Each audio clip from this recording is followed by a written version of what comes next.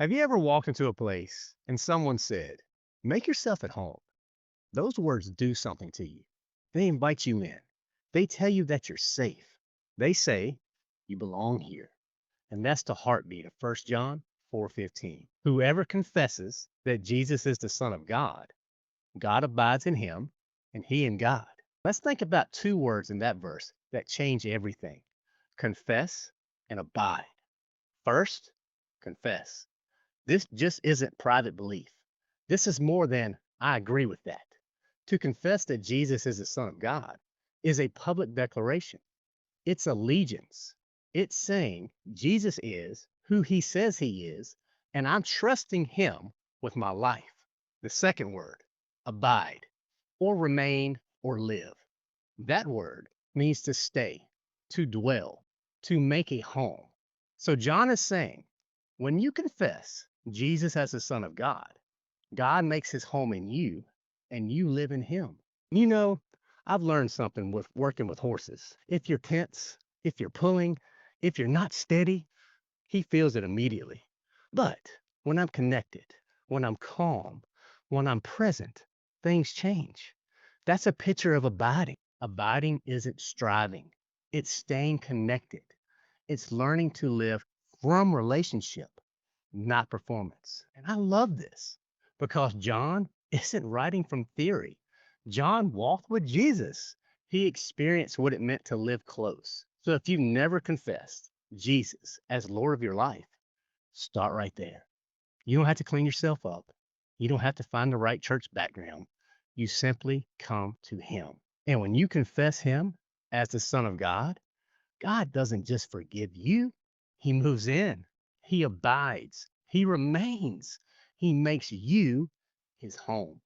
So today, don't treat God like a distant idea. He's a loving father inviting you in. Confess Jesus as Lord and Savior, and then make yourself at home in him.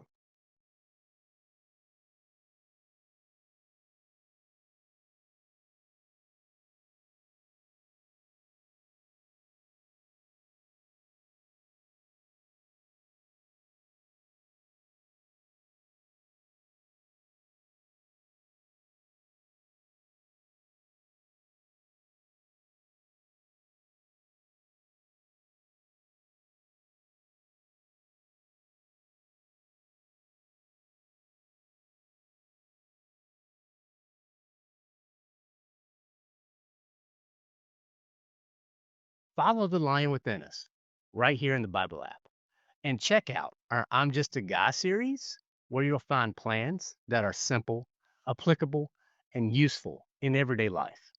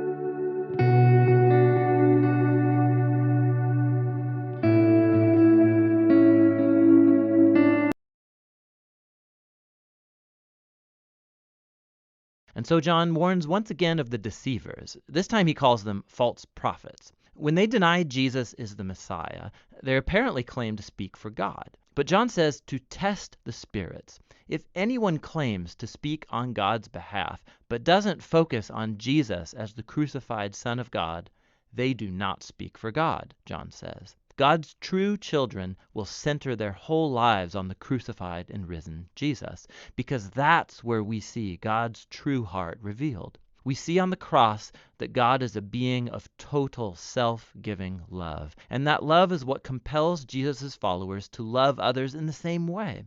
And when people meet this God of love, it does away with fear and angst forever.